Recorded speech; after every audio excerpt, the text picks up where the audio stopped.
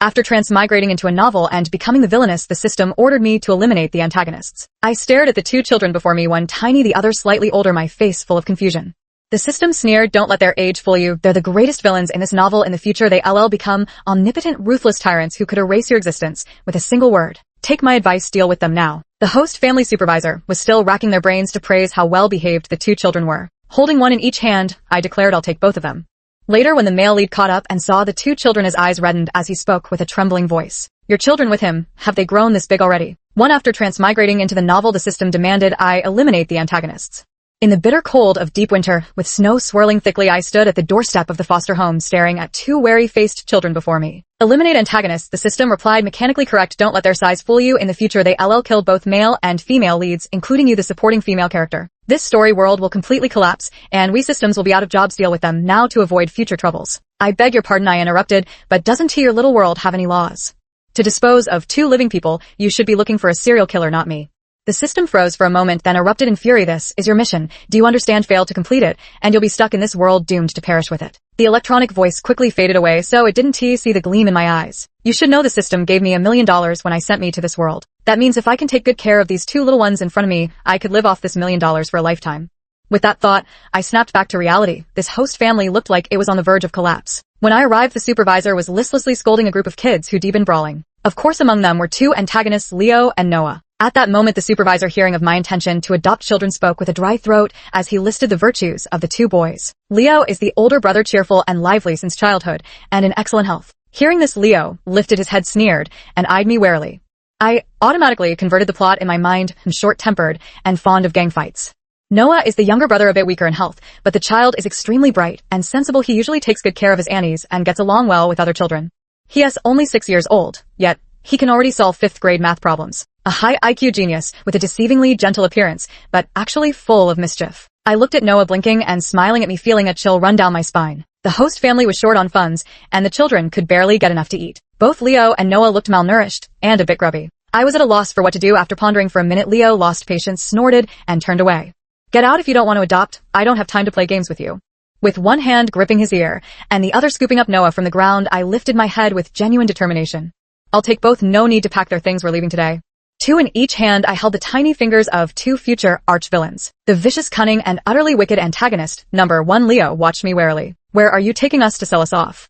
I answered casually, "That's right, selling you to some remote place for organ harvesting." Leo's gaze turned fearful. After all, he was just a 13-year-old kid. He pressed his lips together and remained silent, just staring at Noah as if he had secretly made some resolution. I truly wanted to laugh. Noah's eyes flickered, repeatedly lost in thought. I had no time to dwell on them, checking my card balance. Sure enough, there was $1 million. Considering Leo and Noah needed to attend school, I immediately contacted a real estate agent and bought a decent home in the city's best school district. A 3-bedroom apartment, roughly 100 square meters, and instant $400,000 vanished from the card. The financial sting was real. Outside the county courthouse, Leo wore an expression of utter disbelief, his gaze fixed on me with complicated emotions. "Are you here to turn yourself in?" Noah turned his head with a blank expression, clearly unwilling to acknowledge this brother of his. Recalling the reasons behind their dark transformations, I found myself at a loss for words. With a deep sigh, I gave Leo a meaningful look. "No wonder Leo is such a genius." After a long pause, Noah raised his head and asked me in a small voice, "Are you really going to adopt us?" "Why?" I froze for a moment, then smiled and pinched his cheek. The texture was nice, just as soft as I imagined. After Noah awkwardly turned his head away, his little face turning red, I finally spoke softly, "Because I want a home too." With that, I smacked Leo on the head as he stood there dumbfounded. "Let us go. We're going inside to complete the adoption paperwork." Only then did Leo snap out of it, his mouth hanging open in disbelief. I sighed inwardly. No wonder. He looked so shocked. In the original plot, Leo and Noah were illegitimate children. The year Noah was born, their father died in a car accident, and their mother ran off abroad with another man. Only the two brothers remained, relying on each other in their foster home. Over the years, there had been people who wanted to adopt them, but for one reason or another, the adoptions always fell through. This was the first time they truly felt a sense of belonging to a new home. Leo turned his head away, his voice neither too loud nor too soft. "Don't think, just because you adopted us, I'll call you Mom. My mom ran away a long time ago." But then again, Noah should be going to school. He really needs a legal identity. He dragged me into the courthouse with a vicious grip on my hand. "Don't think I don't know. Once the paperwork's done, you can't abandon them. I'm watching you. We're doing this now." The system's original intention was for me to take the two children away and dispose of them. Therefore, I had all the necessary adoption documents ready, and the procedures were quickly completed. I smiled warmly and took one child's hand in each of mine. "Let us go buy groceries and head home. My surname is Miller. You can call me Aunt Miller from now on." 3 to move in immediately, I bought a pre-owned furnished apartment. The homeowner was eager to sell, and since I didn't haggle over the price, they left many things behind for me. After changing the bedsheets and duvet covers for the 2 of them, we moved into our new home. Leo wandered around his room curiously. I generously said, add whatever you like to the shopping cart, and I'll order it all online for you. After saying this, I gave each of the little ones a phone so they could contact me anytime and have some small secrets of their own. Leo looked at me in disbelief. You actually bought us phones. Do you even know how sinful phones are? Clearly you don't want what's best for us either. I was busy clutching my phone, focused on securing a pentacle, and without looking up, I casually said, oh. Then give them back. Leo fell silent. Raising kids seemed like such a simple thing in my imagination. Before transmigrating into the novel, I worked at an after-school tutoring center. During the day, children attended school, and in the evenings, parents would send them to the tutoring center. This way, the children would only be home at night, often too exhausted to do anything but collapse into bed. So, without delay, I enrolled both children in school. Noah was still young, so I tossed him into elementary school. As for Leo, the first threw him into middle school, and took the opportunity to ask his teachers to keep an extra eye on him. He was a bit unruly and rebellious. Noah wasn't quite satisfied with this. Aunt Miller, I've already self-studied all the elementary school curriculum. I can go to middle school with my brother. Leo, who had nothing but brute strength and no brains, suddenly brightened up. That's right, I can take care of Noah. Back at the foster home, they always bullied Noah. I spoke coldly. No children should do things appropriate for their age. Forcing growth would only nurture scheming villains. But I never expected Noah would get into trouble just 2 days after starting school. When the teacher called me, I'd just woken up from an all-night gaming session. Noah's guardian Noah has been scamming his classmates for money and brought a phone to school. We need you to come in immediately. I grabbed my clothes and rushed to the school. When I arrived, a shrill, caustic female voice was coming from the classroom. You little brat, learning to scam money at such a young age. What kind of trash must your parents be? Our Timmy has always been the most well-behaved child, but ever since sitting next to you, he has turned rotten. Teacher, if I don't get answers today, I'll call the police on this little con artist. I pushed open the door to find Noah standing quietly on the podium, a dark glint flashing in his eyes. A woman was shoving him. Spotting me, she raised an eyebrow and slapped Noah across the face, snarling, since your mother won't discipline you, I'll do it for her. Noah, who wasn't even as tall as the lectern, was slapped so hard he stumbled back a step, his right cheek swelling. Tears welled in his eyes as he clenched his teeth. In silence, the woman looked at me smugly. No more talking, just pay up. I set down my phone, pushed aside the teacher blocking my path, and delivered a stinging slap across her face. Was it you who fucking hit my son? By the time Leo arrived, dust-covered from his rush journey, the teachers were desperately trying to restrain both me and that woman. How's my brother? Not blood-related. That woman won't care for him. With messy hair, I glared at him sharply and sneered coldly. Stop making such a racket. Either come help your mom, or I'll beat you up too. Without another word, Leo joined the fight, but soon enough all of us were dragged away by security. In the office, the dean of academics was sweating profusely, looking from one person to another. The woman wailed loudly, is there no justice left in this world? Anyone do something about this. Our child was swindled out of money, and now I, the mother, get beaten. 2, I'm calling the police. I sat on the other side, legs crossed, wiping the corner of my mouth with a cold smirk. Go ahead and call the police. I'd love to see how many days in jail an adult who hits a child will get. Many people know my son has health issues. His medical reports are still at home. Between medical fees, examinations, and hospitalization, you owe us at least $20,000. Pay up now. I gave Noah a meaningful glance where he stood frozen, his eyes rolled back as he dramatically fainted. The woman's face turned from livid to pale before she finally staggered to her feet, trembling. This time it was my turn to cry. The office was in complete chaos. After both sides cooled down, the woman agreed to compensate me with $2,000. I'll pay the money, but Noah must be expelled. He has been scamming money since childhood. He corrupt the entire class as atmosphere. My child can't study in such a class. He must be expelled. The teacher nodded without hesitation, her eyes flashing with disgust. My class won't tolerate con artists either. During recess, we witnessed many children giving money to Noah, though the amounts were small. The situation is serious. Watching this coordinated performance from the 2 adults, I turned to Noah and softened my voice. Did they falsely accuse you? Aunt Miller is here. You can say whatever you want. Noah pressed his lips together and remained silent. The woman immediately let out a cold laugh. What's there to say? Can't you see? He guilty. Just fire him already. I'll consider it money spent to avoid disaster. In the story, Noah was a quiet child who kept to himself. He would secretly hold grudges, but didn't he know how to communicate with anyone except Leo? The supervisor at his foster home suspected several times that he might be autistic. I scolded sharply, shut up. Did anyone ask for your opinion? If you hadn't hit my son, would he be silent? Besides, you claim many children were deceived. Have you even asked the other kids? As the words fell, the teacher froze. She glanced at Tim's parent standing nearby, somewhat hesitant. Noah's guardian, you must stop making unreasonable demands. Tim has already said it was Noah who. Noah suddenly spoke up. I didn't do it. After a pause, he stepped forward and looked earnestly at the teacher and the principal. You can't speak about Aunt Miller that way. Once the first words were out, the rest came easier. Noah gave a fragmented account of what had happened. By the time I enrolled him and Leo in school, the midterm exams were already approaching. Many classmates were worried about getting scolded by their parents if they performed poorly. At their wits' end, they noticed Noah daydreaming in class, yet scoring perfectly on quizzes, so they flocked to him for exam secrets. So Noah had a sudden inspiration and started an after-school tutoring class in the classroom. $10 per person. Seeing everyone else going to Noah for tutoring, Tim, worried about being last again, snitched, accusing Noah of fraud. Tim's mother showed no trace of shame. Instead, a flicker of approval crossed her face. As if to say that, my boy, she then turned to drag her son away.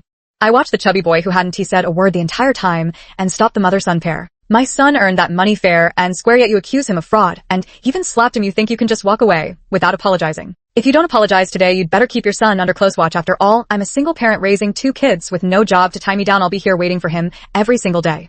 I ended with a sinister chuckle. The woman trembled and immediately slapped her chubby son across the head. Hurry up and apologize. After this incident, I took Noah and Leo away on the grounds that the children were frightened and also helped Leo ask for leave from the middle school section. On the way home, I held Noah's little hand. He didn't resist, his dark eyes darting around curiously. Now that's more like a child should be. I nodded in satisfaction. Leo came over noisily. Hey, weren't you at home playing games? How do you have time to come to school? I thought you wouldn't show up. Noah widened his eyes, clearly also curious about the answer to this question. I rolled my eyes at the two of them and gave Leo a light knock on the head. My son got bullied, and I'm supposed to stay home playing games. Now that you mention it, I forgot you skipped class to come here, didn't you? You're on dish duty for the week. Leo roared at the sky. I curled my lips slightly. Still think you can outsmart me. 6 After returning home, the teacher called to apologize. I thought for a moment, covered the phone, and asked Noah, do you want to accept the apology? Noah froze, looking at me hesitantly before whispering. Should I accept it? I ruffled his hair and pulled him into my arms. It's up to you whether to accept it or not. I've seen the surveillance footage. The teacher wronged you, but she also gives you delicious candy sometimes and made you class monitor, right? No one is purely good or purely bad, but the choice is always in your hands. Noah nodded thoughtfully. I accept her apology. The teacher happily ended the call. Noah, however, tightened his little face and buried himself in my arms, murmuring gloomily, Aunt Miller, why didn't Mom and Dad want me and my brother anymore? I paused for a moment. In the story, Noah's father died in a car accident, but their mother truly abandoned both brothers and left. The reason was simple. The Carter family had 2 sons, and the inheritance rights belonged to the other son. Noah's mother showed up demanding $50 million in child support, then immediately ran off abroad with her lover. By a twist of fate, the Carter family never found the 2 brothers and mistakenly believed they had gone to Europe with their mother, a misunderstanding that persists to this day. They have their own reasons, and you don't have to forgive them. I pondered for a moment before speaking, but you have your brother and Aunt Miller. The essence of love is exchange. You give love to receive love. Just like how Aunt Miller loves you, Noah had Leo protecting him, yet still grew up with that gloomy temperament. Precocious from childhood, he could never understand why he was abandoned, and so he built defensive walls with that shadow clinging to him. Noah listened intently, his dark round eyes wide with attention. I'll protect my brother and Aunt Miller, I said, slyly patting Noah's head. Then, how about this? We'll have pineapple anchovy pizza for dinner, and you can help your brother make it. Noah wrinkled his nose and shouted, no way. TSK, a child who doesn't like pineapple anchovy pizza. No taste. 7 time flew by, and over 2 months had passed. After that incident last time, Noah became much more cheerful. The child he helped indeed achieved good results in the midterm exams. Parents came to my house one after another to express their gratitude, praising Noah endlessly. He straightened his back, his little face flushed red from the cold, but still agreed to form a study group with his classmates to improve together. Auntie Miller, can I have a piece of chocolate tonight? I only recently discovered that Noah absolutely loves sweets, especially chocolate. For the sake of the children's health, I said coldly, no, only once a week. Noah hung his head in disappointment. The door creaked open. Leo crept in furtively from outside, spotting us in the kitchen. He jumped back in fright. Why are you hiding here? You scared me. I narrowed my eyes as I watched his guilty expression. Are you hiding something from me? Noah glanced at me, then at Leo, mimicking my chin-stroking gesture. Leo rolled his eyes at us and went straight to his room to put down his backpack. What could possibly be the matter? Nonsense. What's for dinner? I'll cook. That evening, Leo enthusiastically prepared 4 dishes and a soup. As we ate, he kept grinning with his big teeth showing, which further solidified my conviction. Something's off. He's definitely acting strange, but as a responsible parent, I certainly wouldn't pry into his privacy. So I chose to stake out the school gate. Sure enough, when school let out, Leo was following behind a man and a woman.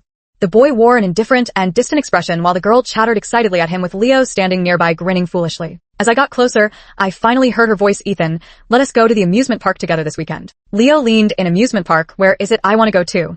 The girl pursed her lips and continued talking to Ethan as if she hadn't heard him. My heart skipped a beat. Ethan, ISNT, that the male lead. When Leo spotted me, his eyes lit up. He waved at them and jogged over. Hey, what brings you here to pick me up today? I gave him a playful slap on the back. Watch your manners. Is that any way to talk? Leo clutched his head with a pained yelp, shooting me a reproachful look. I tried my best to conceal my unsettled emotions as I went grocery shopping with him. At the supermarket, I couldn't hold back anymore. Sweetheart, love is about sacrifice. Leo spat out his water in shock, staring at me with an increasingly strange expression, even giving a slight shudder. Just play your games. Why are you reading cheesy inspirational quotes? Who understands? I simply can't get through to him. If Leo falls for the female lead, he'll target the male lead and force his love on her. Yet even though the female lead bore his child, her heart still belongs to the male lead.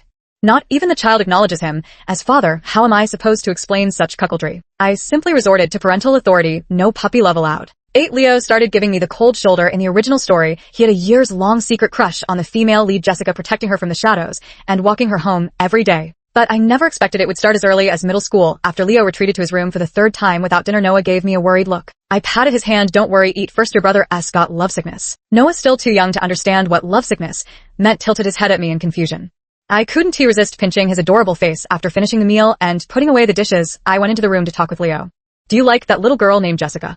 Leo responded indifferently, with a I wanted her to be my girlfriend, but she absolutely refused. I nearly choked. Of course she wouldn't. He agree? You're only 13. What could you possibly offer to sustain a relationship? The water in your brain.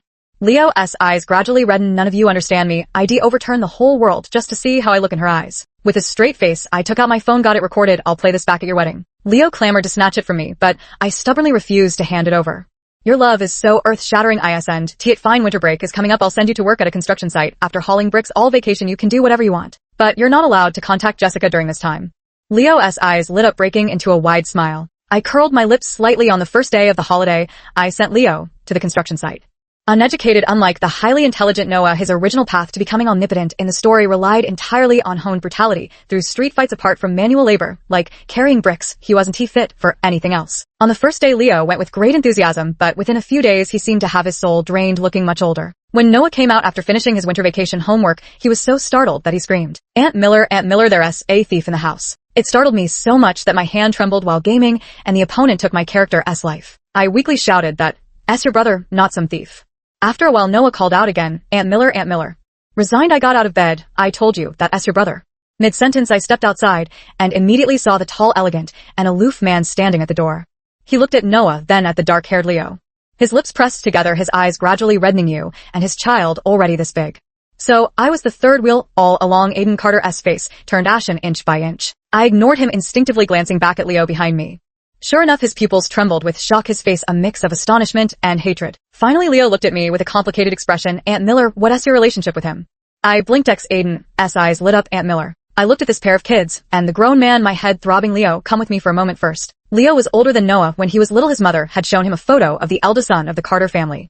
In his memory, Aiden was supposed to be his father. After the foster home shut down, the young Leo dropped out of school and stumbled through life while raising Noah. As an adult, he established himself in City B and had someone investigate in secret, convinced that Aiden was his irresponsible biological father. At this thought, I took a deep breath. What are you thinking? That S your uncle?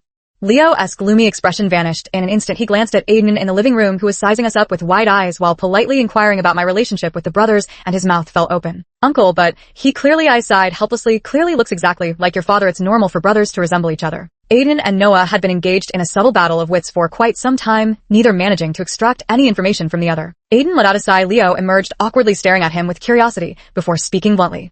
So you want to pursue my Aunt Miller? Though we're related, we've never been close, and I want to speak up for you. I quickly covered his mouth and explained the current situation to Aiden. The Carter family members weren't very familiar with each other. Aiden and his brother had a 5-year age gap, each busy with their own lives without much affection between them. At most, he attended his brother's funeral after the car accident. At this moment, he unconsciously traced the rim of the water glass, his tone both light and dangerous. You left behind a divorce agreement, traveled thousands of miles just to adopt my 2 nephews. Me, how should I put this? The day I transmigrated here, I suddenly found myself with a husband. After the system finished explaining the situation to me, I decisively left, only to run into Aiden returning home as I was going. In a panic, I grabbed onto his clothes. Who would have thought the butler had just mopped the floor? One careless slip later, I ended up pulling his pants down. Aiden raised an eyebrow. Chloe, I originally thought my mother liked you, which was why you became the lady of the Carter household. But now, it seems you have other feelings for me. He took hold of my wrist and strode straight toward the bedroom. Unbuttoning 2 shirt buttons while walking, he said meaningfully, something came up at the company during these newlywed days, and I didn't have time to come back to accompany you. How about now? I swallowed hard, unable to resist. I gave in. After the incident, the system threatened me to hurry up and complete the mission. It said that Aiden, being the villain's uncle, was no good person either. He had been a child prodigy since childhood, emotionally detached and moody. I could only leave behind a divorce agreement asking the system to help me disappear, and went to a foster home. At this moment, I racked my brains. Finally, I looked at him desolately and choked out, I'm not worthy of you. Aiden, who was emotionally detached and moody, froze for a moment before his tone suddenly softened. I'm sorry for making you feel insecure. In the coming days, I'll stay here to focus on being with you and the children, all right? My body stiffened, so the renowned CEO of Carter Group came to cook in my school district apartment. Waking up in the morning, I saw a handsome man wearing an apron smiling at me.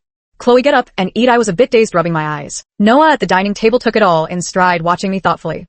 Aunt Miller, uncle made your favorite bacon pancakes and sausages. I instantly woke up, washed up, and devoured the food like a storm. Carrying Aiden on my back, I confronted Noah. Where and he's supposed to be on my side? How come after just one night you're calling him uncle at every turn? After all, in the original storyline, Noah despised Aiden even more. He had known all along that Aiden wasn't his father, but because of Aiden's brother, Noah equally detested every member of the Carter family. To give Leo an outlet for his emotions, he never told Leo about Aiden's true identity either. To my surprise, Noah tilted his head after hearing me. Aunt Miller, I saw you secretly watching videos of handsome guys on your phone in the middle of the night. Uncle has a great figure. He dances better than that window cleaning guy. You'd definitely like him.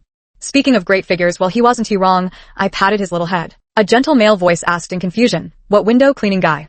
A chill ran down my spine. Just as Aiden was about to take me into the bedroom for a heart-to-heart talk, Leo returned looking utterly devastated. After being away for over 10 days, he seemed to have grown a bit taller and sturdier. More noticeably, he had gotten darker. What's wrong? I asked with concern, taking his hand. Ignoring Aiden's murderous glare, Leo pouted and said, I just went to see Jessica. And then what she said, I'm dark and stupid, not even a fraction as good as Ethan. Leo's voice sounded on the verge of tears. Aiden walked over holding a spatula. Why wouldn't he count? Leo's body stiffened completely before breaking down, tears streaming down his face uncontrollably. I smacked Aiden on the head. Are you crazy? The kid's already heartbroken enough, and you're saying things like that. Aiden helplessly rubbed the back of his head. It's all because he's useless, can't even keep the girl he likes. It suddenly dawned on me that Aiden had grown up pampered and privileged since childhood. He probably never faced such setbacks before. Noticing my doubtful gaze, Aiden leisurely explained. Without proper resilience, how could he take over the Carter Group in the future? Take over Carter Group? Chapter 11. I'm a bit confused about this plot. No, this is completely different from what the system said. After Aiden learned about the brothers' existence, shouldn't he treat them like strangers? Seeing the confusion in my eyes, Aiden said, resentfully, too busy with work, no time to spend with my wife, and now my wife is about to run away. I trembled slightly and shook him off, then knocked on Leo's door. Knock, knock, knock. Open up, you. Brad, I know you're home. Silence, no response whatsoever. I raised an eyebrow and kept knocking. Knock, knock, knock. Just as I was about to speak, the door suddenly swung open. Leo stood there with red-rimmed eyes, pretending nonchalance as he stepped aside to let me in. What's the big deal? It's just a breakup. I'm already over it. I didn't call him out on it, just placed the water glass on the desk. What breakup at your age? What do you even know about love? Uncharacteristically, Leo's face darkened. I'll never measure up to Ethan, will I? After careful consideration, I said your grades really aren't as good as his. Leo's tone turned vicious as he clenched his fists. Then I'll go kill him. I sighed helplessly. You really have boundless energy. Don't you at least hear me out first before you go? I pushed Leo down onto the bed and sat beside him. While your grades may not be as good as his athletic performance isn't as good as yours. Comparing yourself to others will only lead to your own demise. Just be yourself. Leo fell into thought. I seized the moment. Do you want to utterly humiliate him? Leo lowered his gaze, then after a moment raised his head and nodded firmly. Then put more effort into your studies. Beating him in an area he's unfamiliar with would be easy, but where's the sense of accomplishment in that? I coaxed gently. Leo hesitated, but I don't know how to solve these problems. Isn't there a ready-made teacher right here? I smiled and pulled out a bewildered Aiden. Silently mouthing to prove Ethan wrong, Leo's resistance vanished as he stepped forward and took Aiden's hand. Uncle, teach me to be the top of the grade, Aiden. I looked at them with satisfaction. This worked out perfectly for everyone. Noah hardly needed any supervision, and I could just leave Leo in Aiden's care. Tonight, I can enjoy playing games to my heart's content. The days that followed were incredibly harmonious. In the mornings, Aiden would prepare breakfast for me. When I woke up naturally, I'd have my meal, and Noah would bring me fruit. Leo stopped going to the construction site to haul bricks, spending all day instead pestering Aiden with questions. Seeing the child's diligence fills me with immense joy. Whenever Aiden scowls, I place the grapes Noah peeled right before him, gazing at him with tender affection. Uncle dear, you've worked so hard, thank goodness for you. I truly wouldn't know what to do without you. The weariness vanished from Aiden's face as he marched toward Leo's room with the determination of one facing certain death. Mornings were for math and sciences, afternoons for humanities, and philosophy, evenings for legal education.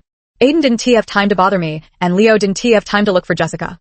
Noah sat beside me thoughtfully, handing me a cup of warm water, resting his chin in his hands. He gave me a meaningful look. Aunt Miller, you really know how to handle things. I booped his nose. What are you doing here? Kids should act like kids. Come on, play video games with me. No, on the first day of school, I tentatively asked Leo. Have you figured out how to bully Ethan yet? Beat him up or kick him into the water? Leo was eager to try. Aiden coughed and stared at him expressionlessly. The next second, Leo wilted. As if I were some bad influence, he waved his hands and stared at me with wide, intense eyes. Aunt Miller, what has gotten into you? School bullying is illegal. How could I do such a thing? Besides, holding grudges against them is too childish. I'm going to be the Carter family heir. I need to maintain my dignity. As he spoke, he slightly raised his chin with the domineering aura of a CEO surveying his domain. I turned back with an expressionless face, staring at the innocent Aiden. This is the result of your guidance. Aiden blinked his eyes. Of course that's right, he solemnly instructed Leo again. Mind your words and actions at school. Don't disgrace the Carter family. Leo listened attentively, nodded, and went straight downstairs.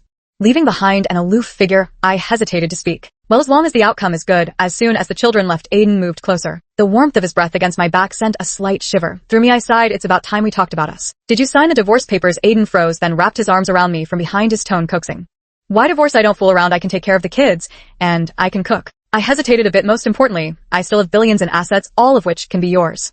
I turned my head and called out sweetly. Husband. Aiden curved his lips into a smile. After my back and waist ached from exhaustion, I left Aiden behind and went to wait for Leo at the school gate. Sure enough, Leo no longer targeted Ethan. In fact, he didn't even leave school with Jessica anymore. Instead, he carried his backpack with one hand, his expression as cold as frost, exuding an aura that warned strangers to stay away. Pretentious brat. Relieved, I stepped out and took him home. When I took Leo's hand, a flicker of resistance crossed his face. Soon he gave up the struggle and let me lead him. A tall, lanky little boy gasped in exaggerated astonishment, as if witnessing some world wonder. Yes, the first woman the young master has ever held hands with. Leo responded with a cold Not a word of this to anyone. The surrounding parents stared at us with curiosity. I cringed so hard I wished I could dig a hole and disappear on the spot, wrenching my hand free from Leo's grip. Damn it, how can someone be this cringeworthy? For days afterward, just picking up the kids drained every last ounce of courage I had. I entrusted this pleasant task to Aiden. Thus, at the school gate, a strikingly similar pair, one tall, one small, could be seen walking home together, both wearing equally frosty expressions. Rumors began circulating at school about Leo's mysterious identity, that he was the young master of City B's most powerful family. His arrival in this small town was merely because his parents were having marital troubles, and he'd traveled 1,000 miles to chase after his mother. When the teacher called me again, my heart trembled with dread. Teacher Wang, what's wrong with Leo? Hearing the tone of my voice, Teacher Wang seemed puzzled at first, then happily told me. Leo has been doing exceptionally well lately. He scored first in his grade on the opening exam. I came specifically to share this good news with you. Noah, who started school later, laughed upon hearing the news. Big brother is amazing.